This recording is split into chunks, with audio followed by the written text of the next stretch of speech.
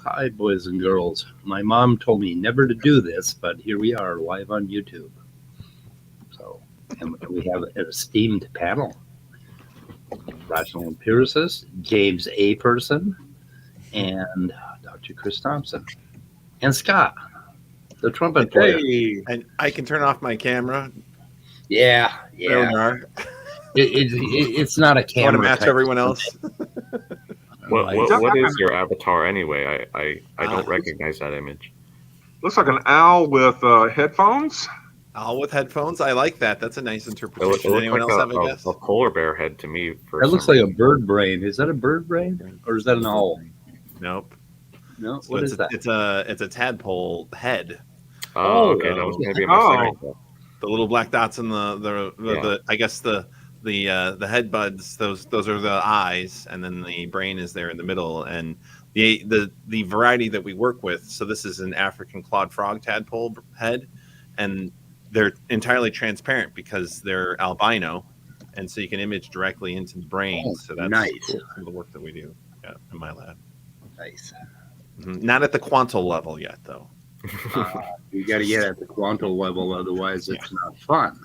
No, I suppose we're missing a lot, I guess, if we're not looking at the individual quanta. Yeah, the quantum computation of the brain. Yes. So, Andrew, you called this meeting actually originally. So, a meeting to order. Yeah, it's meeting to order. I was going to get that climate change video up. The creationists are weighing in on man-caused climate change. Yeah, I know. I was like, I saw it actually yesterday, and I was like, really? CMI is on this issue now, and surprise, surprise, their arguments are bad as usual. But they're still against it, right? They're still saying God won't let anything bad happen. Pretty much. Destroys the earth with fire and whatever. Well, don't worry about the climate. God will take care of it. Yeah, wait a minute. Okay, they think man is like screwing everything up, like culture and everything else, like morals and culture. and they think that the genome is crumbling, but then when you tell them that the climate is crumbling because of man, they're like, nope, not that. Well, people shouldn't throw trash out their window, but no, the climate's going to be fine. God will take care of it. Right. Oh, really? Captive Desk says Ken Ham has been saying it's wetter for years. Oh, so I guess AIG is on the denial boat too now. Yeah. It's just weather. Weather changes. Sometimes it's bad. Sometimes it's good. I should say it has been, according to what he's saying. Well, 20 some years ago, I was a Rush Limbaugh screaming on the pulpit Republican against immigration and against climate change. And so I understand climate change a little bit. Did you drink a lot of Snapple then? Yeah, I had a lot of Snapple. Yeah. I would like fill my car up with Snapple and just swim around in there while I was driving or listening to Rush Limbaugh. But anyway, so do you know what changed it for me? I went out and I tried to figure out the best I could how many tons of carbon dioxide are in the atmosphere. Then I figured out how many tons we were putting into the atmosphere every year. And it turns out that we are changing, I think it was like we will make a 1% change in 100 years or something like that we're going to basically, maybe I was like, I can't remember. Is that 1/100%? Anyway, so we are changing a main parameter in the Earth at a rate of like 1% every so many, maybe even over a century, right? And it's like, you can't do that. I mean, if we made a change in the basically the level of the ocean at 1% a year, we'd be up shit creek. I mean, there are so many things. The average change in the sea level rise. It's a global change over all the oceans. Yeah. Right. Yeah. One thing for me, and it's easy for people to sort of miss this, but anyone who drives has to go get gas occasionally. Yep. And when you do it, if you are just filling up your gas tank, and if you're filling up the tank, you can feel the car like sink as you're filling the tank. And I know we don't see the gas going in, but you know that it's like 12 gallons, 18 gallons, depends on how big your tank is. And you can feel it. And it's heavy. So that's all carbon. And when we burn it in the car, it gets lighter, and all of that is just emitted. So if you've put in, I don't know, 18 gallons of gas, and I assume it's around like probably 8 pounds a gallon, sort of like how water is. That means you're putting in, what is the math there? A little less than 160, like 140 some pounds. That's 140 pounds of carbon that you're just burning up, and then it's going into the atmosphere. Wow. You per week, if you drive a lot per week doing that, and that's just one car. And how many cars? Millions of cars in the United States, more than billion, several billions across the whole world. Right. Yeah. I mean, it's really easy to miss that because you don't pay attention to it. But on a personal level, you can see it if you actually pay attention, if you have some sense of, of what you're doing. Well, I think the specific energy number, as far as I've looked at, it's somewhere around the line of we're dumping several atomic bombs worth of energy into, I think it's like per square meter or something like, it's a ridiculous amount of energy we're heating up the planet right now. Yeah. And like we're like you said, pumping in billions of tons of carbon dioxide into the atmosphere. And like some people would say, oh, well, volcanoes emit so much carbon dioxide. Well, compared to the amount of carbon dioxide we emit, it's like barely noticeable. Right. Or it's like a fluctuation basically each year. It changes a small amount when it happens, but it's what we're doing is an average global trend. And I think that's the big crux of the issue with climate change is people think too short term, and we're not used to thinking long term. And that's kind of the psychological thing with it too. Yes. And the other part, like what I was trying to emphasize with that little thing that people overlook, even though they do it every single week, is that they're just not paying attention. And it's partly because you just don't see it. You don't see, if you could see 18 gallons of gas going into your car, you would actually realize that it's actually quite a bit of gas that's going in. If we could dye all the gas like a color or something, then people would notice. Right. If you had to buy like the gallons of gas, like you would gallons of milk, and then you see that you have to have 18 of these to fill in the tank. And if you use that up every single week, that's actually a lot of gas that each person is doing. And you just don't see it when you go to the gas pump. I mean, obviously it's convenient to just shove the thing in and 3 minutes later it's full and you don't even pay attention. But I mean, it's a lot. Yeah. And people don't realize that. They think it just disappears. But no, it doesn't disappear. You're burning it. And then that stuff has to go someplace. Like all those molecules are still there. Yeah. Well, or if you were to, one last statistic here, just to blow people's minds. From one video I watched, and I think it's a reasonably good statistic, is compared to the biomass of carbon that we have living on Earth today in terms of all the plants, the animals, all that. And you take the biomass that's worth or stored in terms of carbon and hydrocarbons in coal and oil. It turns out that in at least some of our most productive years, and probably it's the average nowadays because of how much it's accelerating, we are consuming dozens of times the total biomass living on Earth today each year in terms of fossil fuels. It's a ridiculous amount.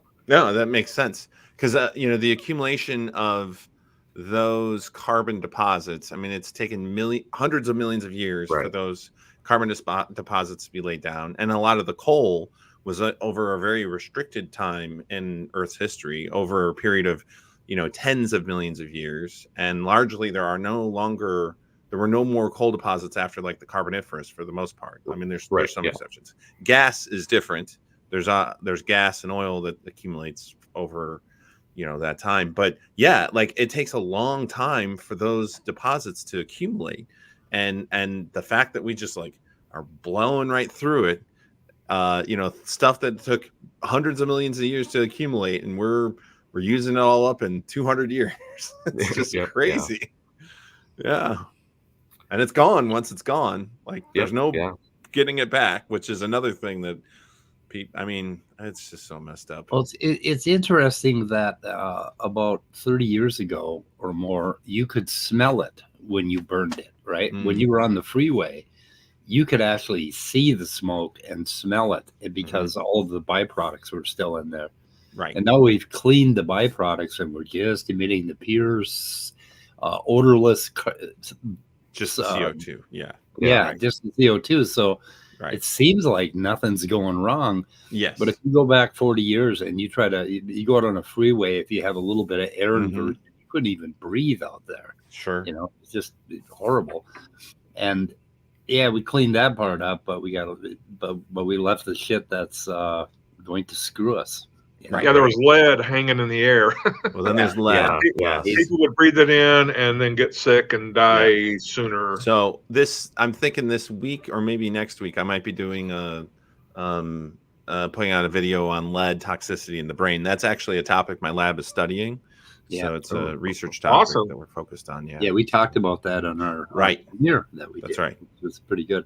So I had an interesting experience, secondhand smoke. I used to be a really heavy smoker, and I would have to leave the restaurant every 15 minutes and have a cigarette.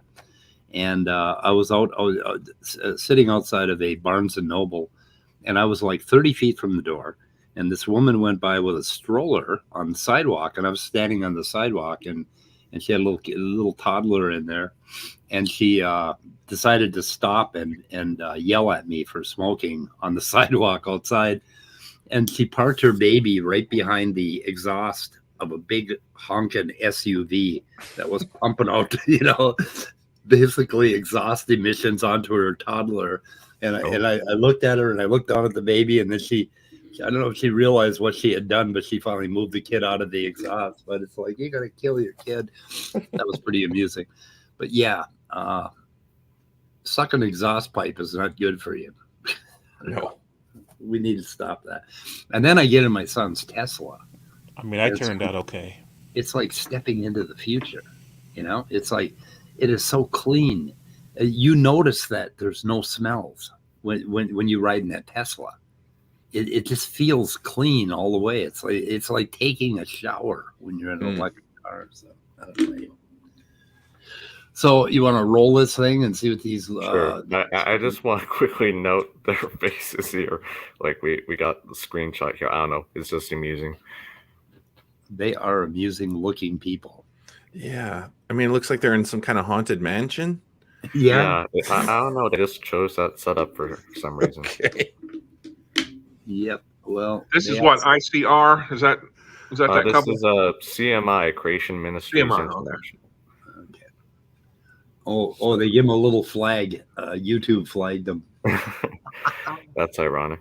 Yeah, that's kind of cool. Anyway, we'll see what they got to say here. Let's see if you can hear this. Okay, I've got it. Corporations, people in general, or is it Christians? Is climate change even an issue? Today on Creation Magazine Live.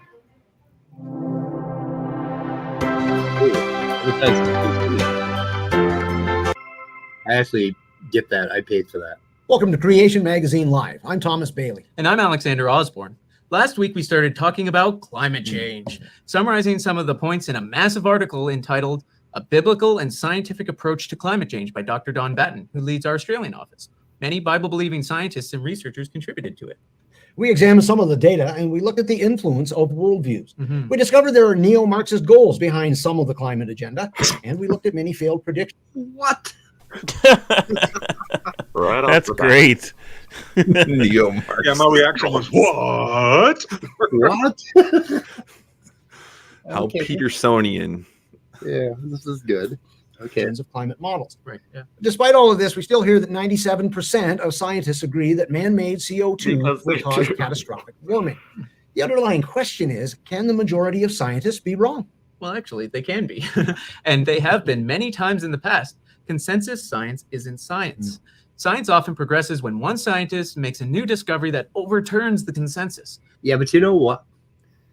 The consensus, the current consensus, is the best we have, and we ought to fucking go with it. Right. You know, I mean, okay, they were wrong back in 1910 about classical physics, or 1880. Well, that been the wrong? and yes, sure. And this is the thing, like Newtonian physics obviously still has enormous application. Right. It's just that Einstein demonstrated that at the extremes that it doesn't actually fully explain everything. And in fact, it's too simplistic. So he added on to a working model, overturning it to some degree, but it still obviously is widely used and applied. It's Well, not I like think a good point to also make is the fact that Einstein would have also understood Newtonian physics. Like, he didn't just go with the overturning the consensus by not understanding the consensus. You know what I mean? right. Yes, absolutely. Yeah. We'll take a bowling ball and throw it up over these gentlemen's heads and calculate its trajectory with classical physics so that it's going to hit their heads and tell them, hey, science is probably wrong, so you don't have to duck. Don't Newton duck. was wrong. You don't have to duck. Yeah, don't duck. Oh, shit. Anyway. But ignoring the history of science for a moment, is there really 97% agreement? See, that figure comes from a 2013 paper that examined abstracts of Not nearly just 12,000 one climate paper. science papers from 1991 to 2011. The conclusion was that 97% of those who expressed an opinion endorsed the idea that humans are causing global warming. Okay. Based on that, former President Obama's Twitter account said, 97% of scientists agree climate change is real, man-made, and dangerous. Dangerous? Well. It sounds like it was exaggerated a little bit. Yeah, just a bit. The tweet was actually posted by an activist group called Organizing for Action, and the study was done by members of another activist group, Skeptical Science. The study's authors admitted only 64 of the nearly 12,000 papers claimed most of the warming is caused by humans. Other researchers found only 41 of the papers made such claim. 2/3 of the papers expressed no view on the subject. Because the papers were about the science of climate change and they weren't about, I don't know. Anyway, did you do any fact checking on any of this, Andrew? Oh, not this one specifically, but okay, you want to rewind it? I want to listen to that one more time. Okay. Which means warming only 64 of the nearly 12,000. Well, I mean, they're talking about what you put in a paper, and there's a lot of things Right. basically when you're writing a paper on something specific, you're not going to put anything remotely general or political in that paper. You're going to talk Right, exactly. It's not like they didn't put climate change is definitely caused by human activities, therefore they don't believe in anthropogenic Right. climate change. Like, that doesn't make any sense. Like, No. you could look at a paper by going back to like classical physics, like electromagnetism, and say, oh, well, we endorse Maxwell 100%. Like, no one's putting that in a paper nowadays because No. it's settled science. 80% of the science paper, molecular biology papers I read do not ever say anything about evolution. Right. Does yeah. that mean that none of them believe evolution? right. Right. Anyway. Yeah, this is Papers claimed most of the warming is caused by humans. Other researchers found only 41 of the papers made such a claim. 2/3 of the papers expressed no view on the subject, which means less than 1% of the papers that did express a view claimed most warming is man-made. So how did 1% become 97? the 97% came from a survey, right? It didn't have anything to do with going over every paper. Well, I That think was- in some studies it did. Okay, but my understanding is that they did a survey of climate scientists and asked them that question specifically, and that's where the 97% came from. But we'd have to check into that. Yeah. But I mean, you don't figure it out by looking at the papers and see if they said a certain word.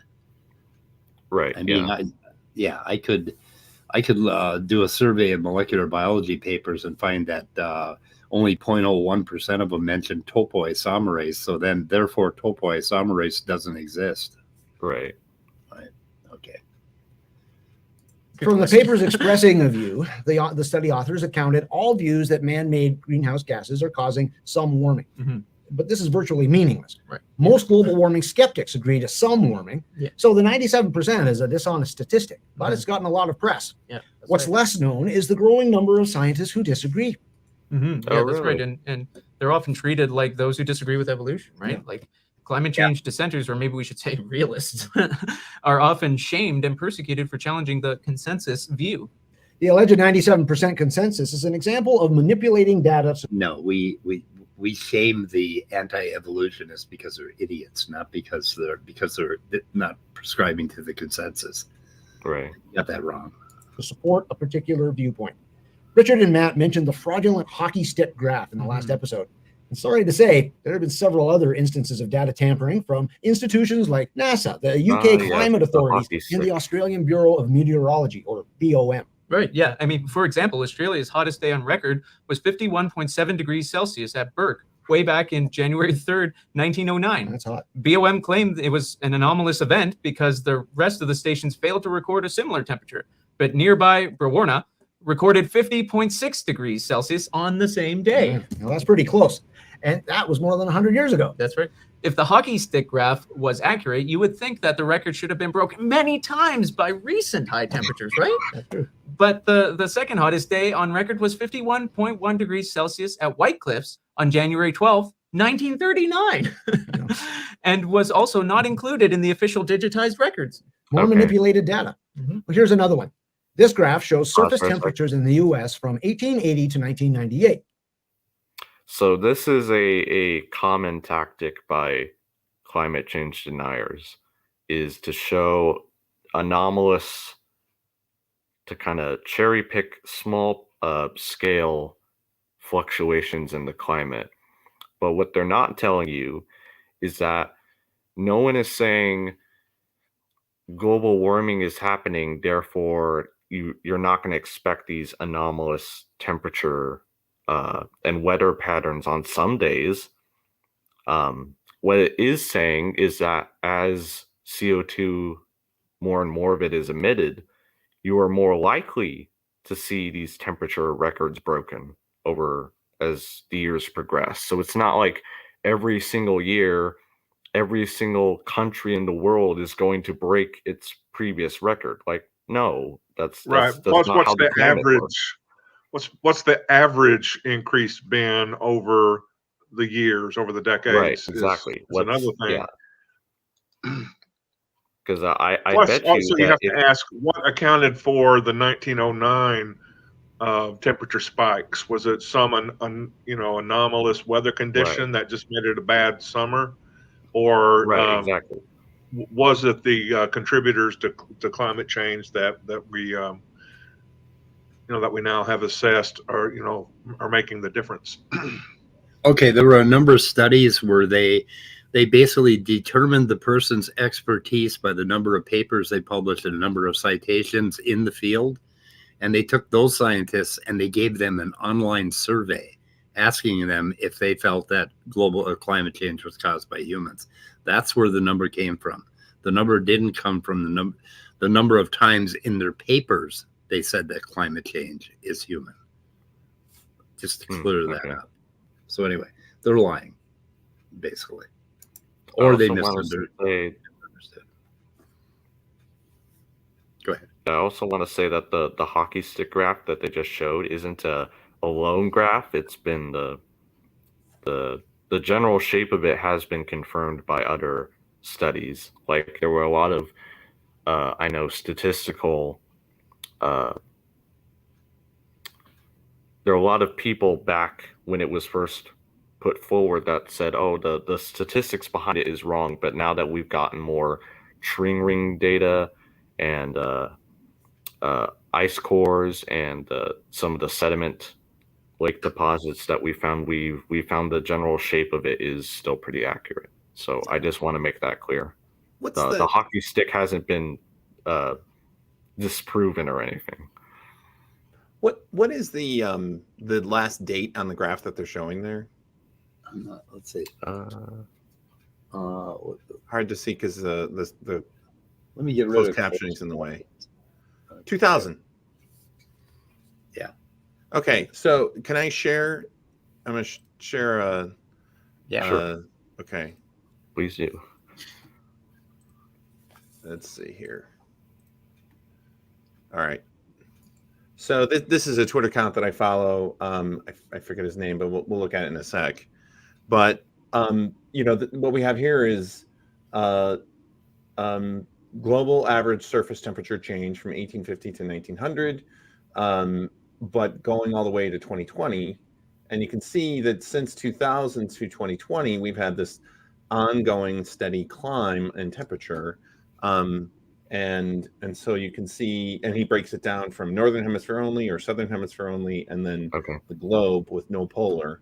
So this is a data scientist who publishes on a lot of this stuff, trying to present climate change data in a way that's actually really accessible. So here's Arctic temperature data, and what he's showing here is like the hottest month ranked over 40 some years. And so he's got it color coded as well as the number to indicate what is the hottest month. And you can obviously see that in the last 5, 6, 7 years, all of the hottest months, regardless of whether we're talking about January, February, November, December, June, July, that it's hot over the last 6 years. And that the colder months over this time scale, if you're ranking them all from 1979 to 2021, that the coldest months were about 40 years ago. And there's this clear increase. But of course, any one month, just as you were saying, like you can find that for April, the hottest month for April in the Arctic happened to be 1995. But overall, like the top 10 are over the last 10 years for the most part, except for this 1 month. This is what I was saying. It's an average long-term trend. Yes. And most people don't understand that.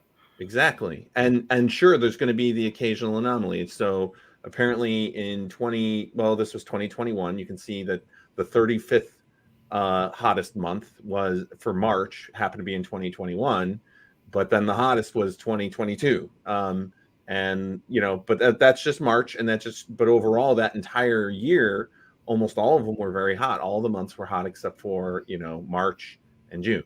But all the red, for the most part, is over here, and all the blue is over here. So this is a great.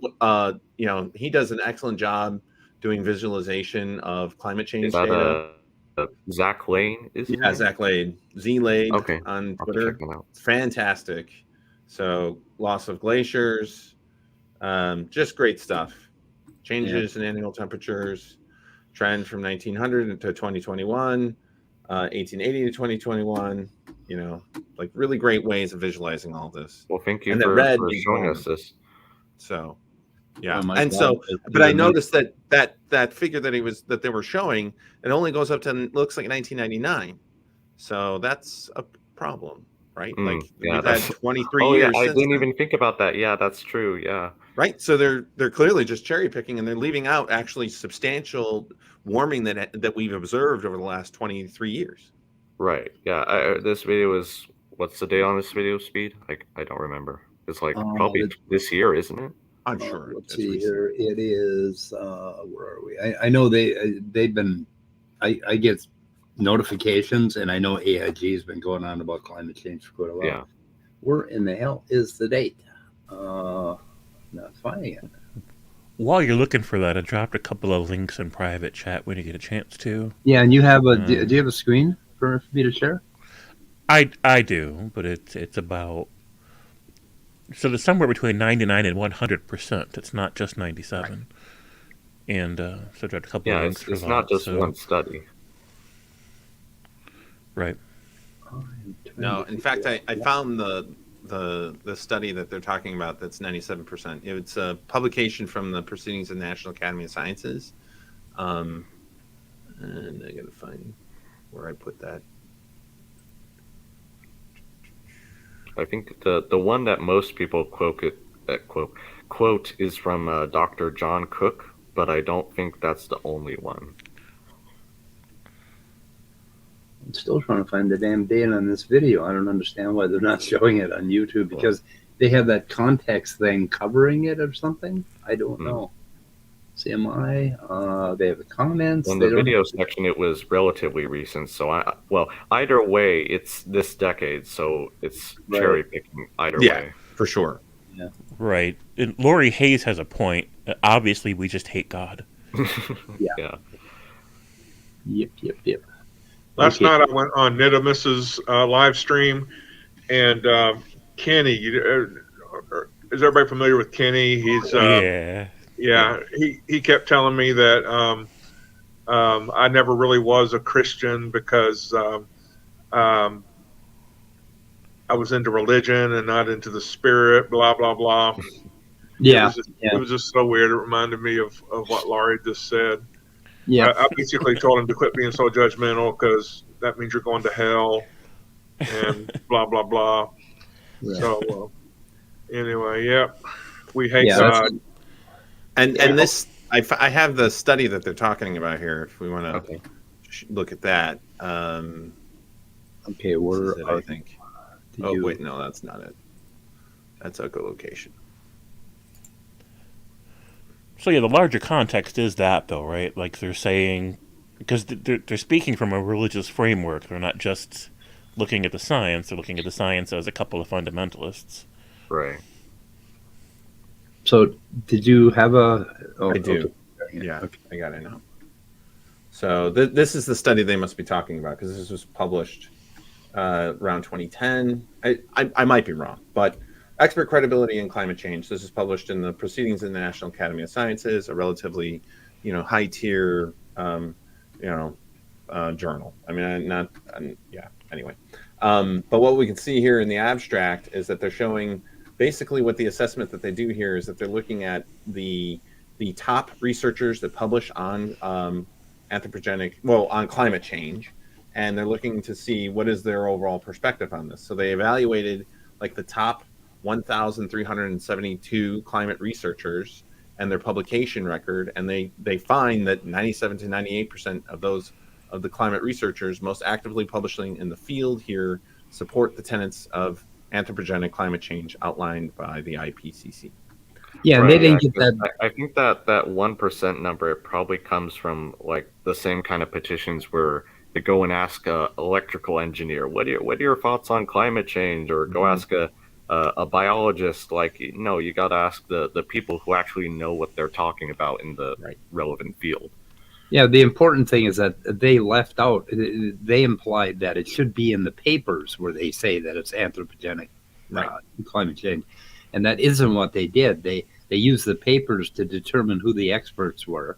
Exactly. And then they went and surveyed those experts. And then they got that number. They evaluated the experts. They actually didn't even just survey them. They're basically assessing their papers and their publication record. And I think what they're saying is that also, like, the ones who publish the most are also more likely to support the climate change is indeed anthropogenic. So convinced by evidence, CE, versus unconvinced by evidence. And so the numbers of publications you can see, and the numbers of researchers here looking at this distribution, there's not that many researchers who don't believe in anthropogenic climate change, and they also are much more likely to publish a lot less. So less than 100 publications. Yeah, having 100 publications is pretty good, but you can see that the vast majority of the black bars here, which is the unconvinced by evidence group, is almost all of those are below 100 publications. And of course, for convinced by evidence, a large majority of them are less than 100, since that's still a fair number of publications. But there's quite a few researchers who publish a lot, and they are convinced by evidence. And so the ones who are most active in the field doing the most research, they're also the ones that are more likely to believe in climate change, that it's caused by anthropogenic sources. Right. Yeah. Well, Dr. Thompson, didn't you know it's a massive conspiracy? Oh, clearly. There's Yes. publications being held That's from right. it, obviously. Yes, obviously. And what really kills me is these guys would love it if we came up with something that said that basically the increased number of gay marriages in the United States is causing the human race to basically decline, right? Mm. They would love that. But when Sure. when it comes to this one thing, climate change, they don't want the earth to end. But everything else, they want hellfire and brimstone, right? It's Right. like they want to see the decline of the genome. They want to see everything declining except for climate. I mean, what the... It's probably because we're causing it and God is not causing it. He's not the ultimate cause. No, but they claim that basically human sin and evil is causing the decline of civilization and our eventual, the eventual march into Armageddon, right? So, I mean, why is this one thing, this climate change, right? Is it because it's a plank in their little Republican party, or is it, what is it? I mean, why would they not be able to, oh yeah, the earth, and man is destroying the earth, or evil is destroying the earth through carbon dioxide? Why would they not be all for that? You see what I mean? They're picking and choosing things, and they pick and choose exactly what the fucking ultra right idiots have in their platform, which is interesting to me. It's like this one thing they're not going to go along with. Anyway. Well, their reasons are multifaceted. Yeah, probably. Well, I mean, think about it. Their religion thrives off of suffering and death, because if people aren't overwhelmed by the human experience, then they're not going to be able to sell us afterlife insurance. And so, I mean, like, let's not fix the climate. Let's not fix the climate so that we can just keep getting worse, and they can keep marketing off the panic. And in the meantime, made it even darker now. So, in the meantime, it's a win-win scenario for them, because they believe these are the end times, and it's their job. It's part of prophecy and an honor to help bring about the literal end of the world. So if we're right and climate change is happening and we're making it happen, win-win for them, because they get to market off of it, save souls with the panic, and in the end, we all die, which issues in the new kingdom. So they have no dog in the race of trying to preserve a future for humanity at all. They aren't interested in that. Yeah. So I also I found the date that this video that we're watching is published, and it was 10 months ago. Okay. Okay. Well, it's still relatively recent. So. Yeah, of course. I mean, they're leaving out 23 years of data from this figure. Right. Yeah. So. See, I'm glad. Well, for not just this reason, but I'm glad you brought Dr. Thompson on here today, Speed, so we can find these sources for us. So thank you for that. Yeah, I was worried that you wouldn't be interested in this one, but yeah, I love this stuff. Okay, good. Okay, I'm gonna forward. What you want to hear more of this? Notice the high point in the 1930s compared to the second highest in the late 1990s. Now look at NASA's surface temperature records for a similar period. The 1930 spike was adjusted down, and the 1990 spike was adjusted up, along with other temperatures, making it look like recent temperatures were... Right, because did you see that? Because hang on a second. The first graph only went to 2000. The second one went to 2020. What the fuck, guys? No, they are pointing to the same peaks, right? Because those are annual temperatures. Oh, okay. Temperature was quite high. Now, why it was revised, I mean, I don't know these data that well to know. So, okay, now I see like what point that they're trying to make. But the Y scale is different. Look at the Y scale. It's 2 there, and it's 1.5 here. Well, because of the more recent data, right? They've got additional peaks that are above 1.5, so they have to increase the scale on the right in order to make the data fit. So that's gonna make that 1930 number lower. Well, right? Yes, but what they're pointing at is that there's some sort of adjustment that must have happened from the figure on the left versus the right, because it should be portraying the same data, but there's some adjustments. And now I don't know these data well enough. Yeah, they did go down. They Right. went down from 1.5 to 1.2. They're saying that the 1998, because 1998 was a particularly hot year, and for a long time, climate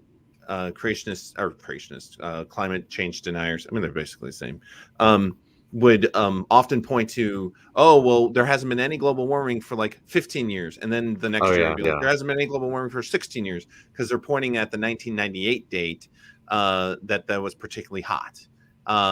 And if you just draw a line from that really, really hot year over to whatever the temperature was in the mid 2000s or the early 2010s, then it looked like it was a flat line.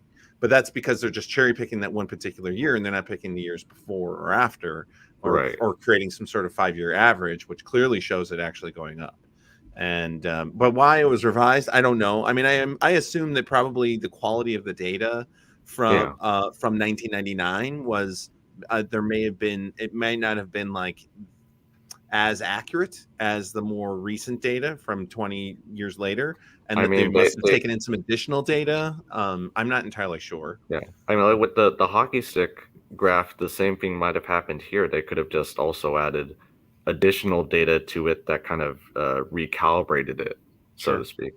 And I'm sure I'll look a little bit. I bet I can. I don't think there was any malintention here. No, I'm sure. Because this is Jim Hansen. 1990s. That's Jim Hansen. You know, he's pretty famous for being a high quality scientist, but also quite outspoken in ringing the alarm bells about anthropogenic climate change, and that's his figure on the left. So I doubt that he was like making some sort of hiding some malfeasance and playing with the data. I'm sure that that's not the case. Right. Okay, let's go on. Spike was adjusted up along with other temperatures, making it look like recent temperatures were higher than ever, but they weren't. Right. And examples like these of climate authorities tampering with the data deceive the public into thinking that there is a problem where there isn't. Climate change has become accepted by society to the point where it's just assumed to be reality.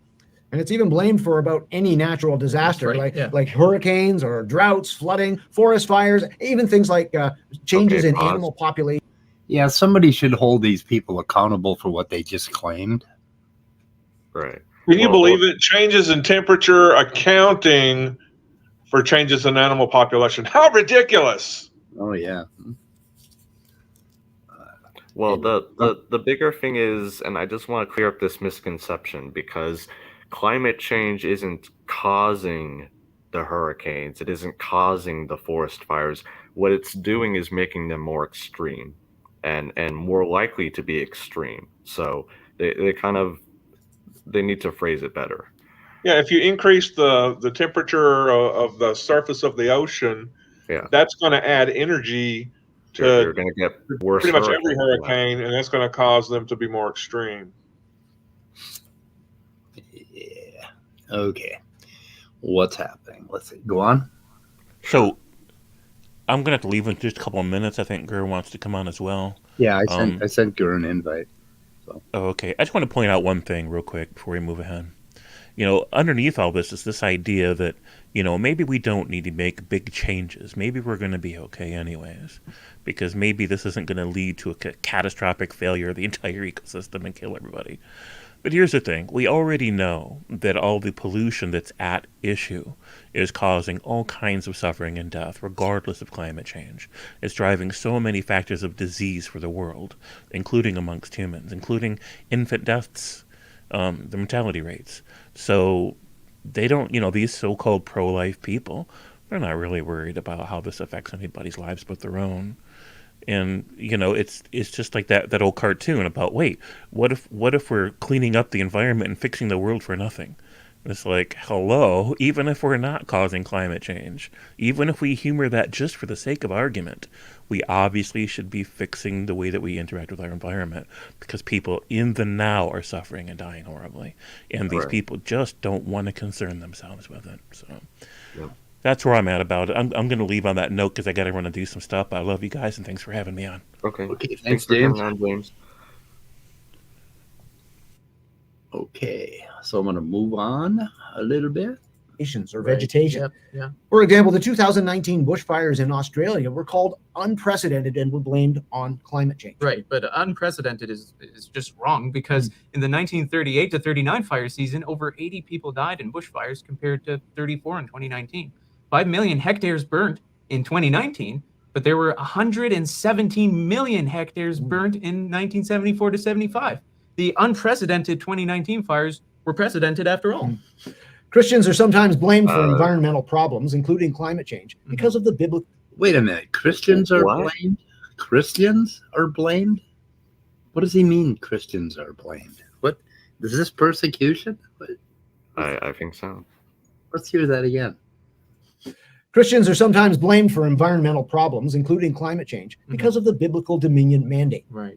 Historian Lynn White Jr. said, Christianity insists that it is God's will that man exploit nature for his proper ends. No. God gave man dominion over the earth to subdue it, but the type of dominion involved is benevolent. A caring Dominion over the earth to subdue it, but no, not control it? What the fuck is he saying? That's kind of an odd way to phrase that. Yeah. It's like, that doesn't mean control it? I don't know. Anyway. and managerial dominion. It's like the way King Solomon's dominion resulted in peace on all sides around him, with every man under his vine and under his fig tree. God gave us abundant resources to manage and use for our benefit. Based on the thoughts of the late Francis Schaeffer, Okay. we can illustrate it. He gave Use us for the our resources. benefit, but Yeah. also use for our benefit such that it destroys ecosystems and eventually causes, well, I shouldn't say eventually, it does cause the breakdown of civilization, like the infrastructure. Like what? Yeah. The Dust Bowl in the mid 20th century or early 20th century was a pretty good example of how we can really fuck up. I mean, really fuck up. And that was definitely caused by men doing stupid shit. Anyway. This way. When a Christian sees a tree within a biblical perspective, he respects it as a tree created by God. So he doesn't condone chopping it down just for the sake of chopping it down without a good reason. Yeah, that's right. And at the same time, he's free from the pagan notions about nature that you're angering the forest gods, for example. So he's happy to use that tree God provided to build a house, for example, right? At the same time, the dominion mandate would encourage him to consider the needs of future generations. That's right. Yeah. That might mean he plants another tree to take its place or ensures that the supply of trees isn't eliminated from the earth. Yeah, that's right. Last week, we highlighted a few failed climate predictions. Since this is a common theme, we can add some more. In 2007, Dr. Tim Flannery predicted there wouldn't be enough rain to fill Australia's reservoirs. Yet, Australia has had major floods since then, right? He's the same Dr. Flannery who was mentioned on last week's show about being wrong about the Arctic ice disappearing within a few years. Climate alarmists have predicted terrible consequences from rising sea levels that just haven't materialized. In 1989, the UN said, entire nations will be wiped out by the year 2000 if the sea level rises are not stopped. Wow. A prime candidate they thought was Tuvalu, a nation of atoll islands in the Pacific Ocean. But Tuvalu actually increased in land area by 3% over the last 40 years. And a 2018 survey of 30 Pacific and Indian Ocean atolls, including 709 islands, showed that no atoll had lost land area in recent decades at all. We'll examine the topic of rising sea levels further after this. After what? Okay, so just because like some climate predictions have been inaccurate doesn't mean that the rest of them are therefore inaccurate. Like there are climate predictions made by climate models that have been accurate. I don't know. I think like sea level rise is just one of them that we've had trouble modeling so far, but I know that we have had actually done pretty well for a lot of the other parts of the climate. The mafia used to deny climate change, but now they're all behind it because their bodies are resurfacing in all the reservoirs that are drying up out west. So like they're believers now. Just watching the news in the last 2 years has kind of freaked me out. You know, I'm old, and I kind of hoped I'd be dead before this shit went to hell. But I don't know. Glad I live in Minnesota. A lot of weird shit has happened in the last couple of years that I've never seen in my life, as far as droughts and all of that. You know, I don't know, but that isn't the point. Okay, it's the fucking graphs. It's the overall trend that we're looking at and that we're projecting on, right? It isn't these little catastrophes, even though it really looks like the catastrophes are happening right in front of our eyes, you know? It's like it's right in front of it. But that isn't how we're going to decide whether or not we're in trouble, right? Yeah. Anyway. And what Dave is saying from the side chat is absolutely true. So yeah. I agree with Snickles right here. Like, what's their point here? I'm so confused. Okay, we're looking at a duck now. I'm not sure. You want to keep going? Yeah, well, yeah, it's up to you. I don't know. Do you want to move on to the? I know you had some bookmarks for the other interaction I had for the Maddox thing. Yeah, I had where you came in. I didn't bookmark too much of what you said, so you're going to have to guide me on it. Okay. I found the Jim Hansen 1999 paper that they're talking about with the lack of evidence for climate change. If you want to, I'll share this because it actually has some interesting things in it. Now I still haven't found like what the particular explanation is for why there's revision in the data, but this paper alone is interesting. Before we go on, just since that's what these guys are talking about. Okay. So I've got it up. Okay. I got to move a big fat cat over so I can move my mouse. It's a 47-page PDF, and I'll put the link in the chat. But here's the top of it with the abstract here, and. So warming in the United States over the past 50 years has been smaller than most of the world. And over that period, there was a slight cooling trend in the eastern part of the United States and neighboring Atlantic Ocean. But that overall global temperatures have increased. So if you go down all the way to the bottom, this is where you can see the data. And so the first couple of figures are explaining how our precision in record keeping has gotten better over the years. Obviously, like percent of area covered of the world, obviously prior to 1900 was pretty low, but it was around the early 1930s or 1940s that it got up to about as close to 100% as we can get, particularly in the northern hemisphere. In the southern hemisphere, we have less resolution, and number of stations gone up over the years, right? So our precision has gotten better over time. So that's probably where some of the anomaly comes in. But looking at places like Phoenix, for instance, all the way up to 2000. You can see the temperatures have increased, same like places like Tokyo. And when you do an overall global assessment, this is where we can see the hockey stick coming into view, like with, temperatures. I mean, it's not exactly, as you pointed out, it's not exactly a hockey stick. It depends on the time scale that you look at. But over the industrial age, since 1900 up to 2000, there's an increase of around at least around 0.5% or so, or not 0.5%, 0.5 degrees in centigrade. Over that time period, and then they go into some of the differences between rural versus small town, and then this is where they pulled this figure for the United States, showing that there seemed to be an increase and then a decrease up to 1998 when the data evaluated in this paper published in 1999 ended. But you can also still see in Figure 5 that northern latitudes we see an increase. Lower latitudes, not as much of an increase, but northern latitudes, quite a substantial increase, and then southern latitudes, a little bit less so. Wait, and then they go to say U.S. temperature there? No, so this is not necessarily U.S. temperature. I think this is across the entire globe. No, this is U.S. temperature here, right. though. Yes. Yeah. And this is the figure that they were showing, showing that this dot is different from this dot.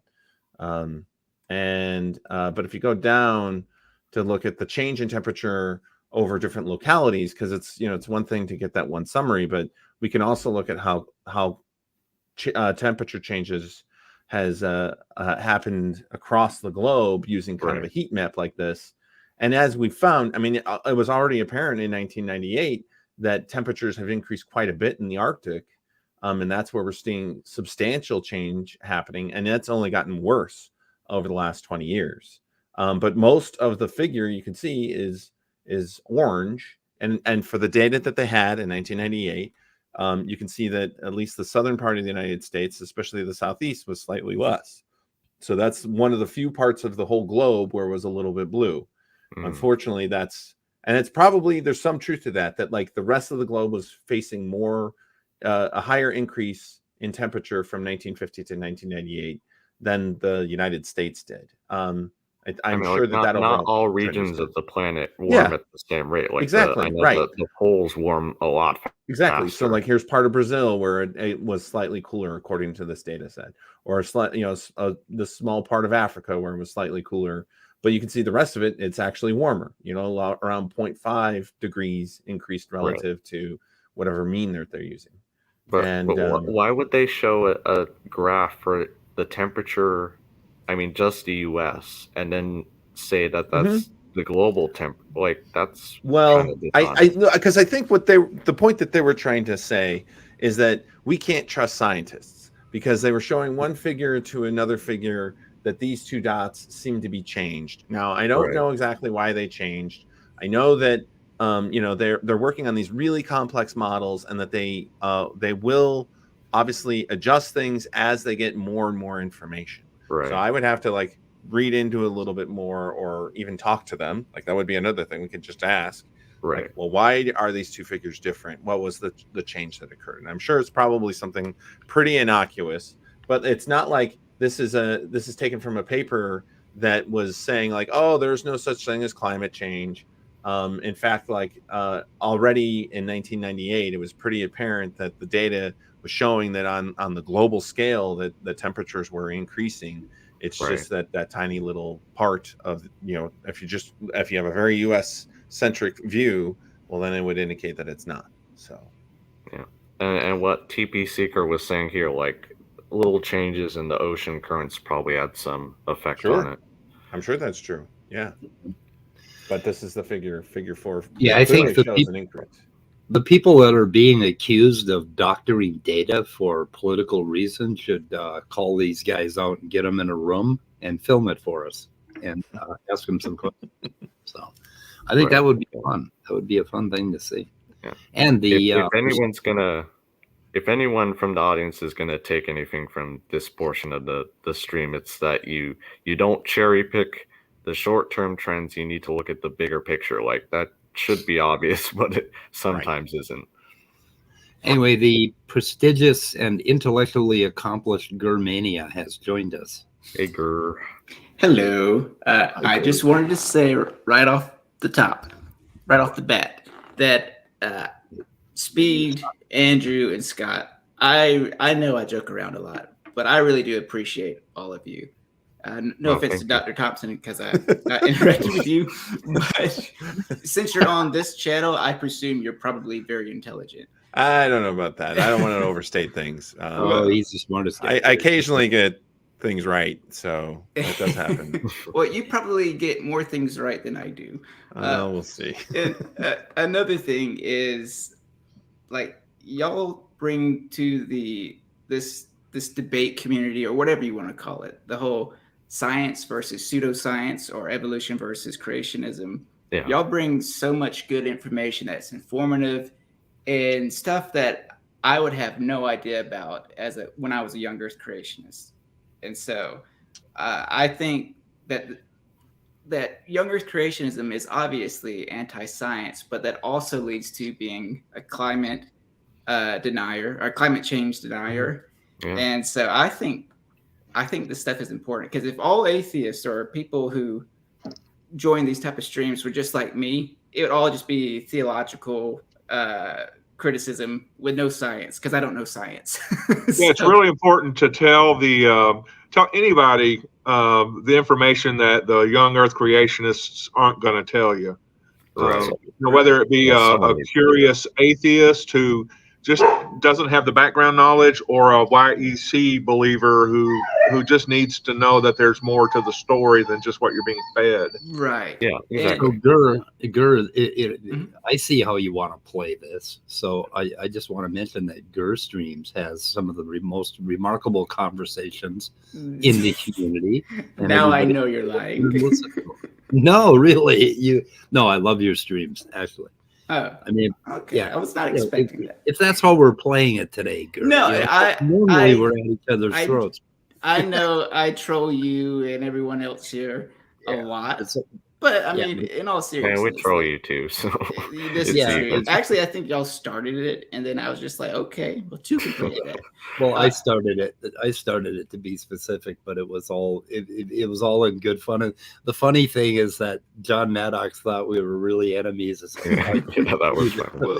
Well, I do have one thing to say on the topic of climate change, but before I do, yes, I think it was Speed started it, I started it. and then Dr. Josh somehow got on board. I started it just to mess with Maddox. Well, thank you for the kind words, Gur. So. Oh yeah. I'm not being facetious. Like it's just, it needs to be said. We all need to appreciate each other around here. Keep each other going. Even Yep. Speed. Okay. You have great streams, you have great commentary, and you have great open rooms. So word on the street is they call me Great Mania. Okay, I just pulled that out of my ass. But on the topic of climate change, what I find so interesting is that many climate change deniers, not only do they think that it's junk science and they think it's just some conspiracy, but most of these same individuals believe in the Bible or in some sort of religious background, and they believe that the world is going to come to an end. So you would think if any group of people would be like, yeah, climate change is real, it would be the ones who always are predicting the end of the world, Right, always that's what I was encouraging the saying. apocalypse. yeah, I was I saying don't that know. earlier. That I don't understand why they're not all right behind us. Man's evil is causing the earth to incinerate. I mean, Yeah, like you they think could they'd be wetting their pants over this. exactly, like you would think they would build a narrative. Granted, they would only be right in as far as climate change is a real man-made thing, but you would think that they would build a narrative around, you see, the Bible predicts this, and they would pull some verse and just completely butcher the interpretation of it just to fit the narrative. Right. And because a lot of Christians, though not all, believe that the world is going to end in fire. And so you would just think climate change would fit right into their little narrative. I don't know. Yeah. It must be See- some deeper reasons. I don't know. I think Well, it's just what it is that it's just the right, the Republican Party, oil money, Yeah. and just the Yeah. whole way that the Republican Party has gone in the last 30 years. It's just keeps sliding into the fucking toilet. Well, to add to that, back when I was a young Earth creationist, I was naturally a Republican. No offense to anyone here who may or may not be Republican. I still am a Republican. Oh God, Except not that, I'm sorry. Not that Republican. Not that Republican. No, I got you. But I remember I used to love watching Bill O'Reilly on Fox News. The #1 news cable show.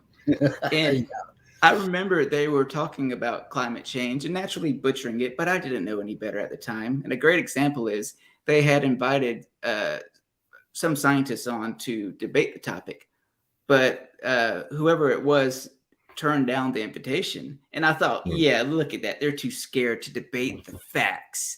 Yeah. Looking back, I'm like, no, I would have never gone on Bill O'Reilly's channel either. I mean, it's just a show. It's just entertainment that they pretend is actual news. So I don't blame any well-established scientist or individual for declining to go on a show when it's not going to be constructive at all. It's not going to be constructive in that way because, first of all, scientists are hardly ever media trained.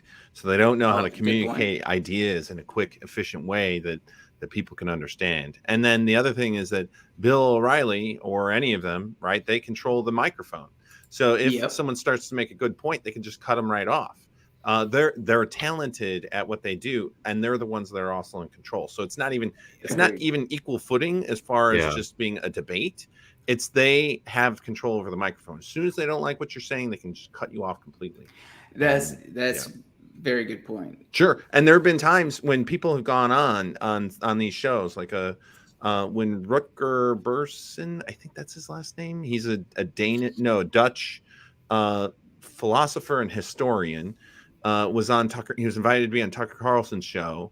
And he was just like laying into Tucker Carlson, and Tucker Carlson kind of lost it and just started swearing at him. And that never aired. Oh yeah. I know what you're talking about. Right. Yeah. So Tucker Carlson, he can always choose to, like, if it doesn't go well and if he gets owned, he's not going to air that. Exactly. So, right. The only way that you could ever make an impact, I mean, it's impossible. It's impossible to make an impact, because if you do, they're not going to air it. Yeah, that is exactly right. And yes, I did see that clip. Yeah, like you said, if somebody gets on there, actually spits out actual facts, not alternative facts, it makes the host look bad, or counters each point of the host. Yeah, you're right. They can just say, well, we're not going to show that and try to sweep it under the rug. They will either cut that person off, because, I mean, this is something that these people do every single day. They're very well trained, and they have a production team behind them who can control the narrative, and then just cut them off, or they just won't air it. Like, if it's not going to fit the narrative, it's never going to air. So there's no point in going on those kinds of shows. And, Right.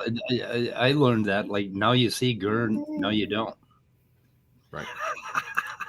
Oh, funny, are we? See? Now you see him, now you don't. I do want to add a further comment to what Dr. Thompson had said about, even if it's somebody who is well trained in any given scientific field, if they're not media trained, or if they're not seasoned in having heated discussions or debates, it doesn't matter how much knowledge they contain, they will get wrecked. And because it's all about performance and bumping up those numbers of viewership. Yeah. 100%. Yep. But that's all. Don't let me derail. I just had to say all that. But don't you know, Gurr, tides go in, tides go out. You can't explain that. Oh, and okay, I will say this. I'm so sorry. I've had a huge cup of coffee. Nerdy wrote it, said, "Who is Gurr?" And Who is Gurr? I don't know. What is Gurr? I don't know if y'all heard about this. But, How is Gurr? About who is Gurr? No. But Pelagia had a video that he was responding to somebody on his live channel, and one of my viewers said, "Hey, Gurr, you just got kind of a shout out from Pelagia on his channel." And I was like, "What? All right, cool." So I'm watching it live. I don't know anything about it. I go to it, and this guy was playing my video, but then responding to Pelagia. And that's not my video. I don't even know who Germania is. I was like, oh, bummer. Oh, sorry, You got to Gurr. shout out. Anyway, but continue. Now here's a more important question. I Why? ask myself that every day. Why? Yeah, me too. Then I go into existential dread. Okay, are we gonna get into this the Maddox topic? Was it about limestone and all that stuff? Actually, I just want to say I was a closet theist until I started watching Gurr streams, and then Yeah. I just went total atheist. Why would a good God allow Gurr? Yeah. And then I was just no longer a theist. I was a softy atheist until I started watching Gurr streams. No, I'm rabid atheist. Anyway, we haven't Cell Cordova bashed today. Cell Cordova sucks. Oh, but it's so much funner to bash LPP. Yeah, well, here's LPP. He had a bunch of gems in here, but anyway, Andrew, you come in at 54-53, but you talking about limestone because they started talking about it at 49-21. Well, at first, the reason I came in was because someone mentioned polystrate trees, and LPP was going off about something, and I don't know, I'll have to re-listen to it, but like he said something that was so it just rubbed me the wrong way. So I had to hop on and kind of tried to clear some things up. Okay, that was I right don't when know if I succeeded, but I tried. that was when polystrates came out, or what part do you want me to? Do you want me to go back to when they started talking about polystrate? Yeah, that'd be good. Fossil? Yeah, and just let it play for a little bit. Yeah. Okay. Well, take a look here. We can try. We can give it a try. Let's see. Okay, this is the menu. The petrified trees that go through multiple layers that you can see in some pictures. Yeah. Can you So- explain to me how you deal with that? Oh my god. Yeah, so those trees are typically found in like bogs or coasts or marshlands, places that are prone to a lot of sedimentation, especially during like flooding events. So usually the kinds of layers that you find, these upright fossils, that's the term for them, but a lot of creationists will say polystrate fossils. The conditions that you find these upright fossils are always in the same kinds of layers. It's always like the kind we find in these areas. And we never really see them in any other kinds of environments or through any other layers. Like you never see igneous layers or metamorphic layers or any of that. It's all layers that seem to be relatively near to each other in age. So that built up over the span of, just a few years. And so the Danikins? instances that I would point to support that are that you can't. I do want to just say that I Danikins. did appreciate Grayson's answer here. I think it was very clear and on the point, and Yeah. I don't know who he is. I did talk with him briefly on there, but I He's pretty cool. really appreciate his answer because I think more people should respond with an answer like that to this question. Yeah, it's great. Very succinct. And Yeah. very clear. Yeah. And the thing is, when they trot out one of their pictures of a polystrate fossil or any other kind of anomaly or whatever, the thing is, you have to look into that particular fossil and analyze exactly where it was, what the provenance of the find was, and all of that. And they never do that. They just trot it out and show you a picture. And frequently, they don't know where the picture came from because they got it from a creationist site like AIG. Yeah. And they can't back any of that shit up. It's like Nephilim Free with his, folded. He loves to show folded rocks, right? But he can never tell you where that particular deposit is. Right. Yeah. If you ask him, Like he doesn't even understand how sedimentation works to begin with. So. Right. So when does Lil Pee come in here? And I find think it's been a petrified. sec. Chris, you don't know John Maddox? You haven't run into him yet? No, not yet. Oh my God! Do we have a treat for you? Condescension and like a voice dripping with condescension. So, This is all rolled up into one. This is all LPP. Blended in with Okay. ignorance. Condescension blended with ignorance. Logical, plausible, probable. He calls himself. Yep. And he's A anything tree upright fossil. Okay. Ready to roll? but. Yeah. Fossils that have intact root systems, which would only occur if it was a very kind of gentle like burial process. It wouldn't happen if it was some sort of like massive, violent flood. And then also the key killer is that a few of these show evidence that like the tree continued to grow after it started to be buried. So it's called like secondary growth patterns, which would never happen if it was completely submerged with water, only partially submerged. Silence. So you'll never find a test where like these layers are dated to be like millions of years different. They're all relatively near to each other in age. There's not a huge millions of years difference. Okay, but whether it's millions or hundreds of thousands, you actually think that if there's 100,000 years, just for easy math, between the layers, that it actually grew into the next one? But you see what I mean? Well, He didn't even listen. I said like That was John. That was your introduction to Lil Pee. God save us all. God save us all. Anyway, Yeah. So what did he say? Do you think that What? it Go actually back. grew into the layers? What? Yeah, It- he yeah, just listen to it again. Okay. Millions or hundreds of thousands, you actually think that if there's 100,000 years, just for easy math, between the layers, that it actually grew That's not into what the he next said, one? John. That's not No, what well, I said like, Okay. Do you want to comment or should I just? No, roll? just yeah, let it play for a little bit. 2, 5, maybe 10 years is what we're talking about. We're not talking about 100,000. Okay, so some layers take millions of years to form, and others can do it really quickly. Right. Yes. You got it. Yeah. Okay, cool. So Okay, Danny, Think about a volcanic. No, layer. Okay. he almost got it. Yes, John. Yes. Different layers take different periods of Yes. time to form. This is basic geology. Then again, he's not a geologist, so anyway. Yeah. Anyway, okay.